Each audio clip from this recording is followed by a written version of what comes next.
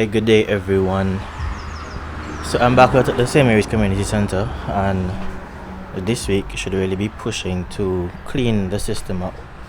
So I would have brought a few things that I should need: shovel, broom, bucket, hose. I brought a pump, a water pump, some few other stuff that I would need, because I need to stick some pipes, I need to cut some pipes. Yeah. So all of over here, things like all of this, would need to be swept up and removed. All behind here as well. The water from all of these are gonna have to be pumped out. I don't think it can be reused. At least I was told to pump it out. I'd prefer not to, but if that's what I was told, that's what I'll have to do. Because the other option is, if I were to leave it and try to reuse the water, and there's any thing in the water, any bacteria or virus in the water, so kill off the plants. I have another issue, so I need to dump the plants and then dump the water.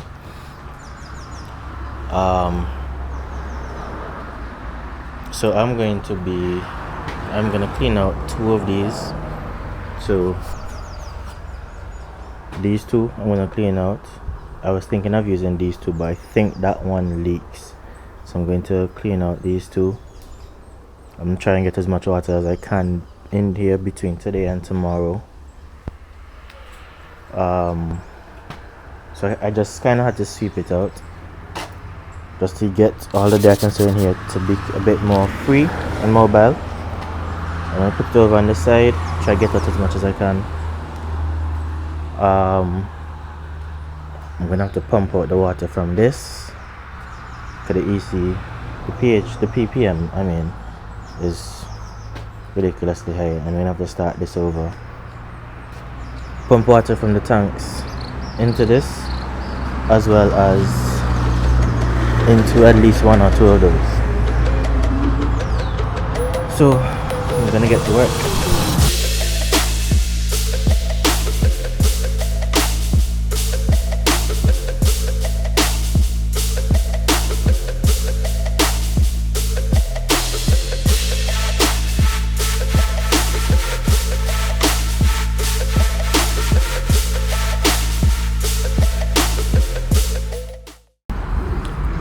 So this is where the filling of this first container is at.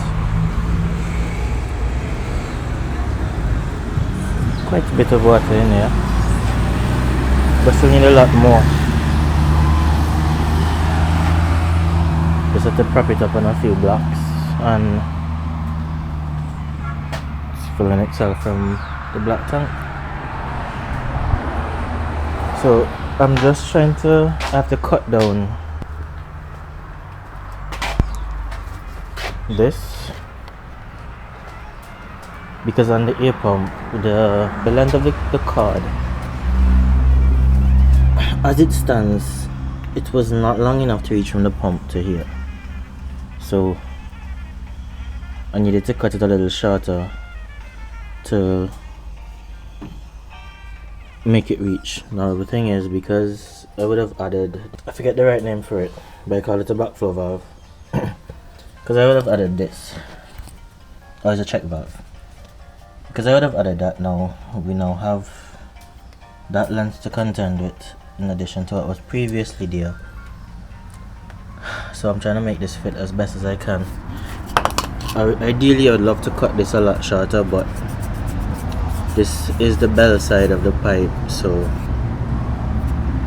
I can't cut this any shorter, because I still need this side to fit into the check valve. But this is just what it is.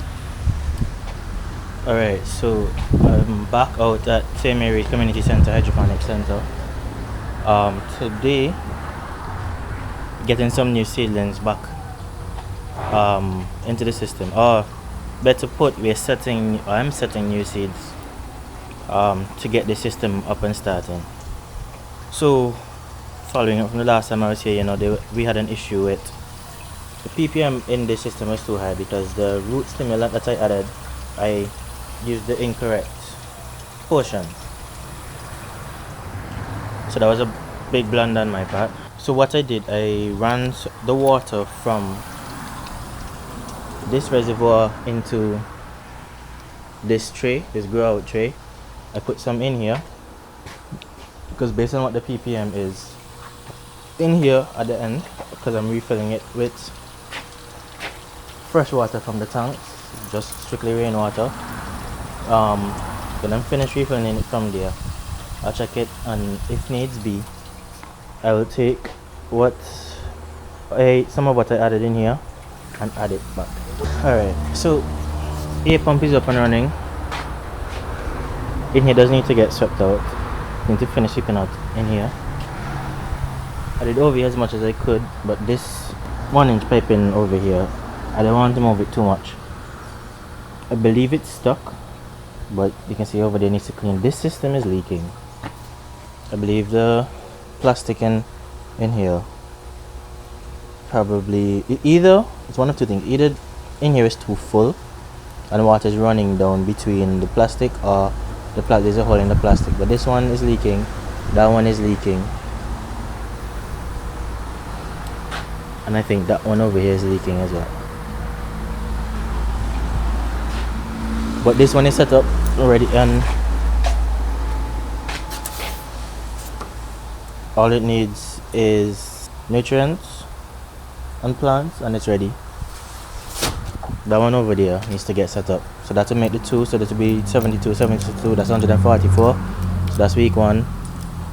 That one behind there and this one in front will be week 2, and then these next, well, not just batch 2, and then these over here will be batch 3. And then when batch 1 is finished, is ready to be harvested, over here can be set up. So that will be batch 1, that will be another batch 1, and we'll just rotate. So by the time batch 2, this one and this one is ready, then these will be ready these will already be out and can be set back up. So that is the idea. Between 153 and 156 seeds are set. We change the water. This one is filled, this first one is filled, and I just put in the ear stones in, the ear hose is in there. The ear stones, on the other hand, these need to clean, but the brushes and so that I would need, I don't have. I'll probably have to buy a scrubbing brush or something so that these can be cleaned properly. But the idea is, the next time I come out here, I will empty this one, this. There's a little water in that one, and I think there's a little water in the end over there. Empty them completely. I'll bring a spray bottle, like what they use to spray chemicals in, but a smaller one, and it's not gonna, well, it could be a chlorine solution, a Clorox solution. Spray off all of the insulation sheets, spray out all of the trays, get those cleaned out properly, and once that is done, then it's just to set seeds every 2 weeks. So the plants are going to spend 2 weeks in the seedling area, so 2 weeks here. I'm going to have them do a week in the tray that has a lot of holes, and then 2 weeks in final to grow out. Rather than 2 weeks, 2 weeks, 2 weeks. Rather than 6 weeks, it's going to be 5 weeks. And we see if we need to let them grow out to 6 weeks, I'll let them grow out to 6 weeks. Rather than that, 5 weeks. And that way we have 2 batches. So first batch, second batch, third batch, and then we have a buffer. So 2 extra trays as a buffer. Because I could plant out everything, but if I planted everything, if there was a week where we didn't harvest in time, then we're gonna have issues because this cannot support very big root structures. They're very close together. They cannot support very big root structures in here. If they were in here too long and I went to pull them out to transfer them, you'd be breaking off roots. I prefer not to be doing that. So I'm going to do it with 2 extra trays as a buffer. Alright, so we're back at St. Mary's Community Centre. Quite a bit of activity taking place, as you can see. But what we're doing today, as you can see, these are the seedlings that I would have planted a few weeks ago. 2 weeks and 2 days ago. They're ready to be transplanted. So what we're doing is we're adding nutrients to this system, which we would have filled the last time. Now I'm gonna have to come back on Monday and fill the next system. It's either that or there's another system that I could possibly use today, which is this one. But I have to take up everything, remove this and replace it with the one for that box, since that one is cleaner than this. And this box is already full, so I could do that. And it's rainwater that's already in the system, which is a very important factor. One of the boxes, this middle box, already has nutrients added in it, so we're not going to use that box. Okay, that nutrients added in that sometime maybe in the middle of last year, so I'm not going to use that box. I'm going to use this box and that box. It's about 140 high plants actually germinated out of the 156. So I think we have a little, we have enough and then some extras. So idea is to add nutrients to the 2 boxes, transplant the seedlings, and then set new seedlings. So then in 2 weeks time, these will be 4 weeks old, and then another set will now be 2 weeks old, and then we set some new seedlings. So every 2 weeks we at some point every 2 weeks we'll be harvesting and planting and transplanting. And that's the idea. So right now I'm actually adding the nutrients. So we have the Oasis cubes that I will be adding seeds to. These will be taken over. There are some old ones that need to be discarded, and then we have the nutrients on the skid. Now the thing about adding in nutrients is, if you're going the route of buying your own nutrients and adding, say you're buying what is your NPK mix, your Epsom salt, your calcium nitrate. If you have done it that way, you have to find out what ratio you're going to use, whether you're going to do it through trial and error or you're going to use someone else's formula. So here we're using the Jack's formula. So the NPK from Jack's and the Epsom salt is also from Jack's.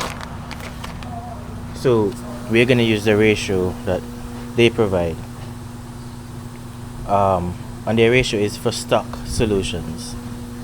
So you're mixing a highly concentrated batch, and then you'll use a little of that in your water to bring it up to the required ppm.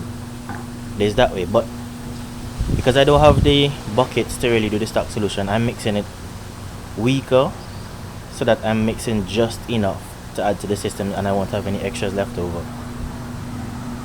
The other way is to buy, you can buy stock solutions. I used to buy my mix from my supervisor, well, I still do, and that's one way to do it. Just cuts out the entire weighing process. You have to measure out and weigh out, and then you have to know how much you're going to use, what formula you're going to use. You have to buy your own nutrients. There are pros and cons to both. It's easier as a beginner to buy it pre-mixed, but here in Antigua I know that there's only one person who does that, which is my supervisor. So if anything comes up, if there's an issue in him getting nutrients, then it delays me getting nutrients. So there's that. If you're gonna buy your nutrients, then you have to go out and figure out where you can buy your nutrients from. So then everything is on you. So the pros and cons to both. What I started doing was already adding the nutrients. So I added a little NPK, calcium nitrate, Epsom salt. I added a little more Epsom salt. So I'm gonna add the rest of the calcium nitrate, NPK, and that's it.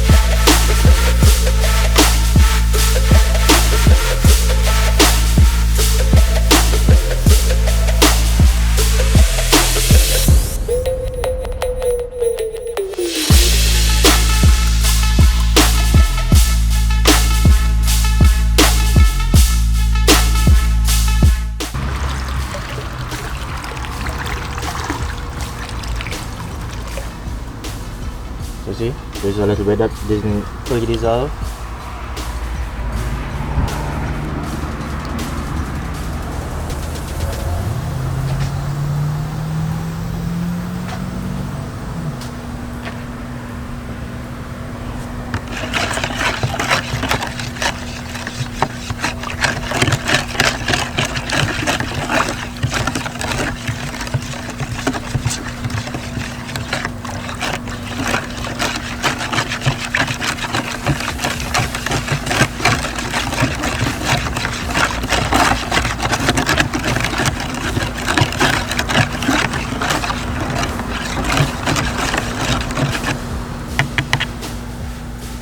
Now, if you don't know the story behind these, I added a little too much root stimulant. The root stimulant that we use here, I added a bit too much of it, and it ended up burning all the plants. They all germinated, but then because it was too strong, it ended up burning the plants. And all this white residue on top, I believe, is partially the salts that would have been left in it. So these are ready to be discarded. It's a shame, but I don't want to risk reusing it.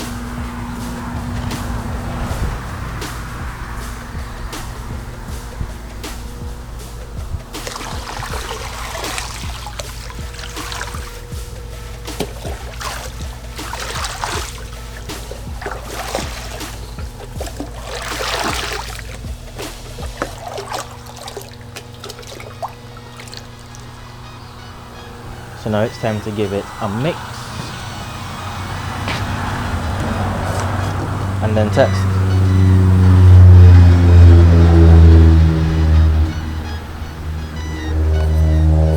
Now there are lots of different meters you can use. This is a combo meter, a VV Sun combo meter. So test both pH and ppm. You have those that come separate, and I will be getting another one from this, but the one I'd be getting after this is gonna be more of like a permanent tester, but that will be in my hydroponic system at home. It's just gonna be always in the hydroponic system with two probes going in the system, and it's gonna be testing it and recording the measurements as well as the temperature of the water throughout the day.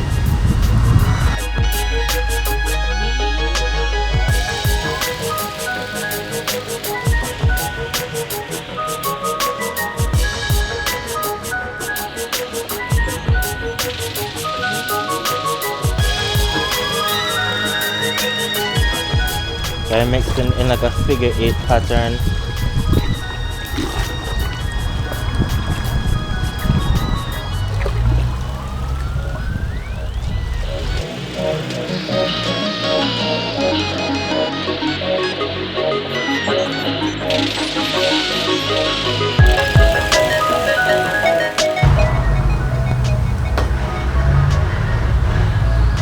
And now we test.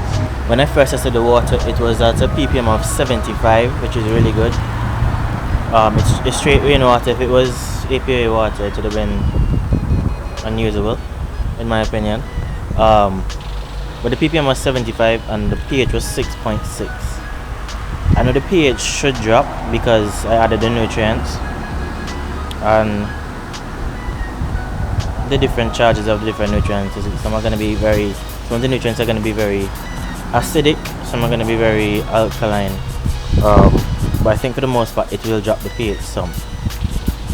So 75, I'm aiming for around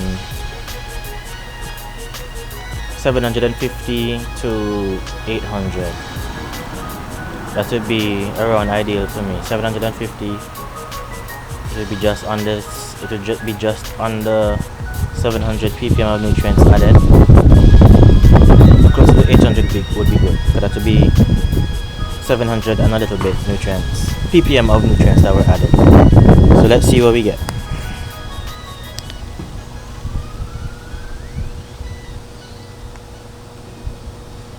Don't know if you can see that. 751, which is perfect. Checking the pH.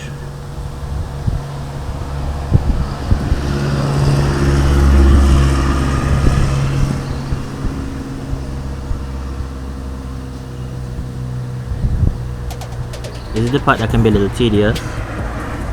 Different meters work differently. Some move very slow, some move fast. This one is kind of in between. It's not the slowest one I've ever used, it's not the fastest.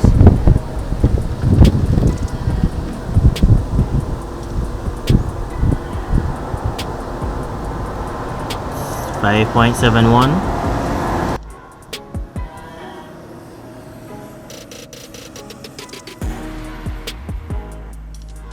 Realistically, this is perfect. It's not 6, it's not 5.5, it's in between.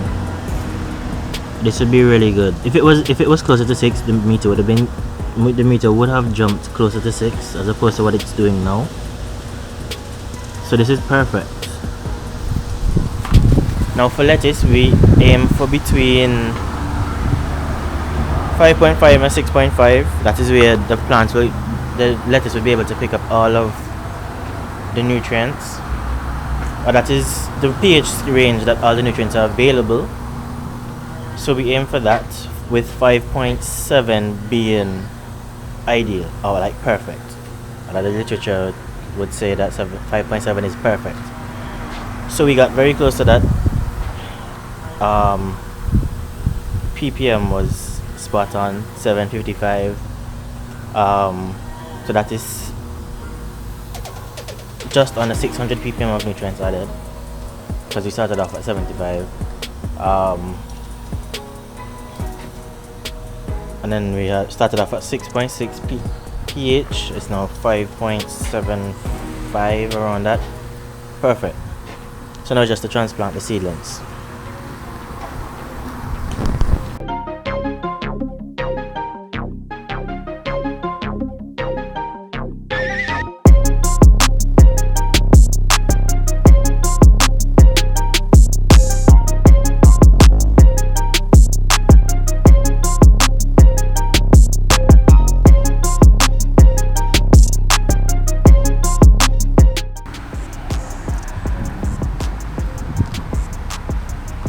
All I have to do now is put on the ear stones, and those put the ear stones in, and this is complete.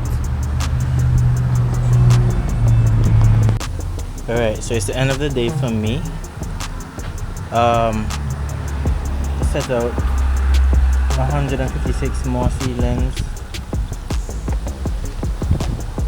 and I filled 2 of the systems, so I managed to fill 2 of the systems back to back.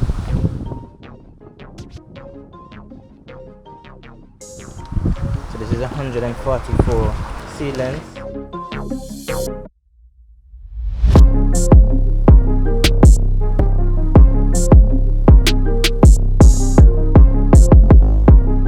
So today is the 9th of January. Now coming in to check the system.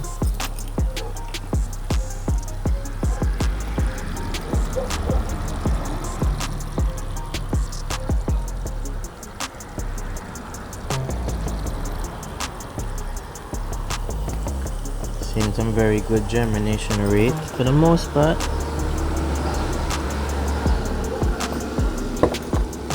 Do have, well, this hole was missed, interestingly, but for the most part almost everything germinated.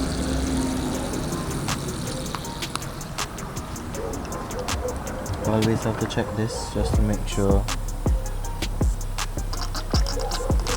Always have to clean it out. You don't want this to flood. If this gets blocked, then the water level will just rise. It won't overflow, but it will rise high and flood this. So now we're gonna check the plants themselves now.